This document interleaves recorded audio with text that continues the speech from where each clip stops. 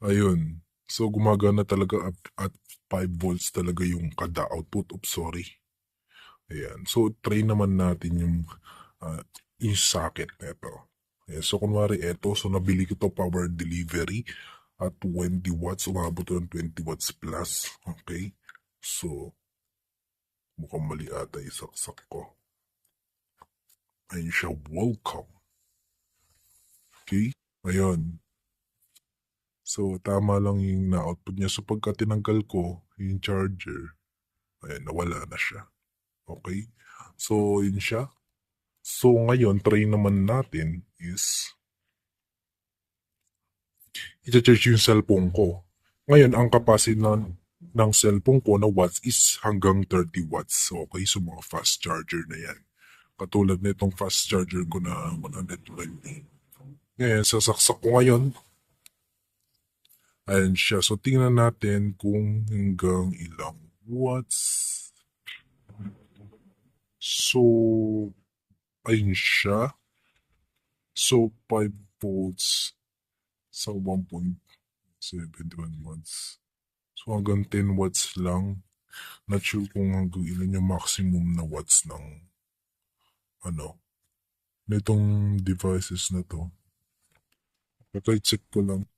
So, guys, ayan pala malalaman nyo din dyan yung watt hour. Nakita nyo? Watt hour. Okay, so, para saan ba yung watt hour? So,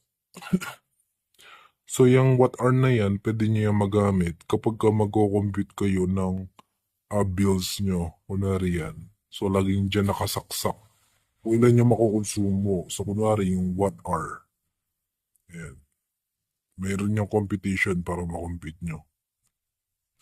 So, yung watt hour, ang alam ko kasi is watt hour multiply. Kung ilang oras chinarge, divide 1,000, multiply by kung ilan yung watt hour. Yun na yun. Okay. So, yun siya. So, yun talaga yung sagad niya.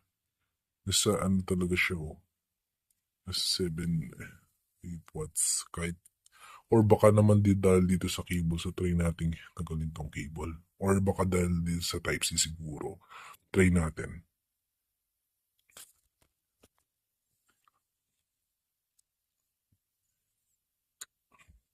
Okay, so sasaksak ko dito sa Type-C. Okay. Input at wala siya. Okay. So wala siyang nilabas. Not sure if anong nangyari. Okay.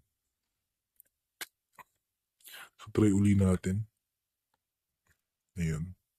So wala talaga siyang welcome. So baka nasira to Ayan. So ayan, hindi siya gumagana sa Type-C dito. Okay, so try naman natin yung original charger ko na merong Type-C. Okay, ayan. Ayan siya. Then, dapat kagana na yan.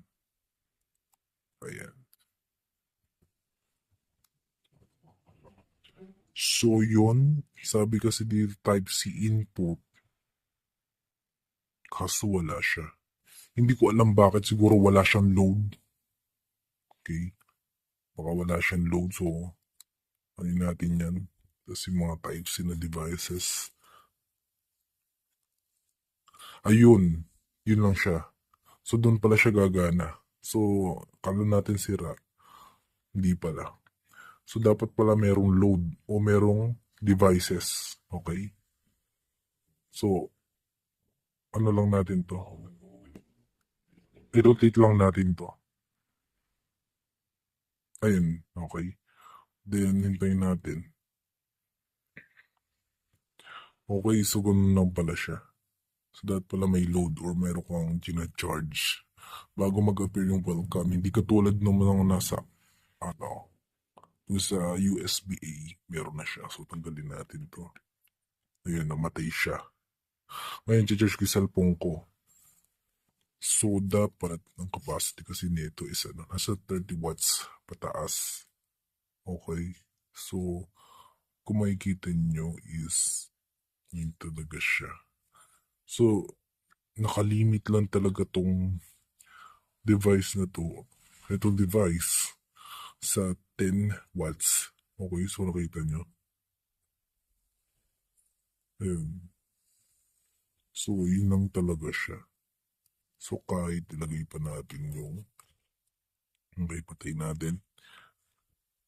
Okay. Dapat ito mag-charge to ng,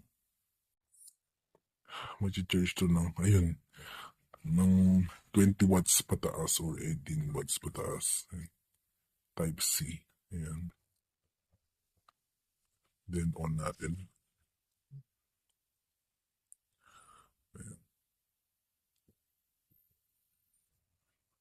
Ayun, nakalimit talaga siya sa 10 watts. So, yun.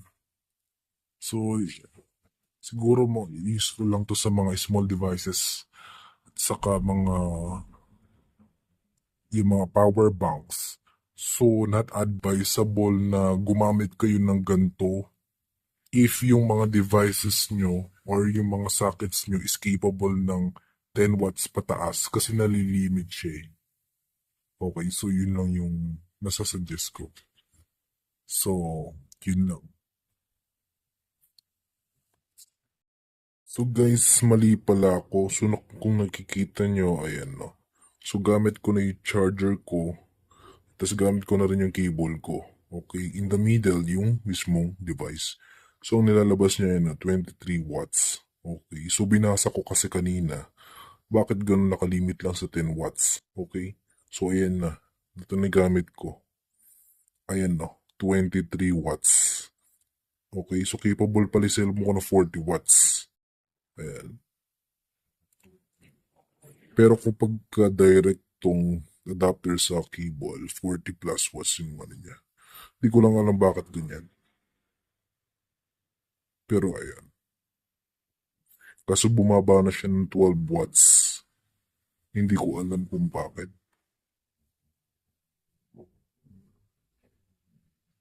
So, ayun siya. So siguro hindi siya accurate kung ano talaga yung nilalabas nito sa dito. Okay, so ibig sabihin yung reading nito is mas mataas, is mababa pala kaysa kapag ka direct contact tong adapter sa cable. So yun lang siguro. So ayan kung mapapansin nyo, hanggang 14 watts nga lang talaga. 15. At dito naman sa tester is yan, sa 12 watts. Ayan, bigla siyang bumaba. Hindi ko sure kung bakit. 85% na yung battery ko pero kapag ka naka-adapter, yan, sa original charger, mabilis pa rin yan. Or mataas pa rin yung watts, mga 20 plus watts or 30 plus watts. Di ko lang alam bakit na ganito. Okay guys, so nakasaksak na to direct sa cable at yung tester ko is ayun siya. So 12 watts. So tama nga siguro yung nilalabas. So, tama nga siguro nilalabas ng ng USB tester, digital tester. So, accurate pala siya. So, di ko lang alam bakit na ganun. Siguro malapit nang ma-charge, kaya ma-full charge, pero parang di eh. So, yun. Accurate din pala siya.